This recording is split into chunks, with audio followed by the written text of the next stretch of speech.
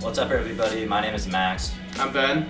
and today we're going to talk to you about the basics of environmental science and why it's so important to being humans on this great earth. So let's start off with what environmental science is. Environmental science is how us as humans interact with the environment around us, and how the environment responds to the way we treat it. Sustainability is a key focus in environmental science, and there are three factors to sustainability.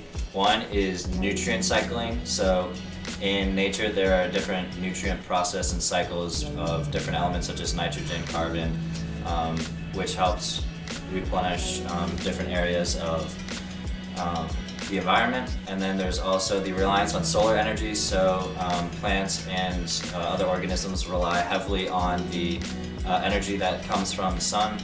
And the last one is biodiversity, which is how rich an environment is with different types of organisms and species. Natural capital is all the natural resources and natural services that are provided by a community to keep it alive. So in the natural capital and natural services are unable to sustain themselves and they are being used up faster than they can be replaced. This is called degradation. A key term in environmental science is pollution, which is the presence of any chemical or other substance that is harmful to the environment or any of its organisms. And some of the ways that we can reduce pollution is to reduce the amount of resources that we use and also reuse the resources that we already have used. And then of course recycling, which is using resources again and turning them into something, either another resource or that same resource. One of the ways that we track the usage of resources as an economy or a country is called the IPAT model, which stands for impact equals the population of that country or community times their affluence, which is basically their wealth, and times their technology, so the advancement of their technology. And this kind of shows us the environmental impact that specific country has on the environment and the earth. So there's three different types of property types. Private property, which is property that you've purchased from the government, like your house, timeshare or something. Public/common property is something like a national park where everyone's allowed to have access to it, go fishing, go camping.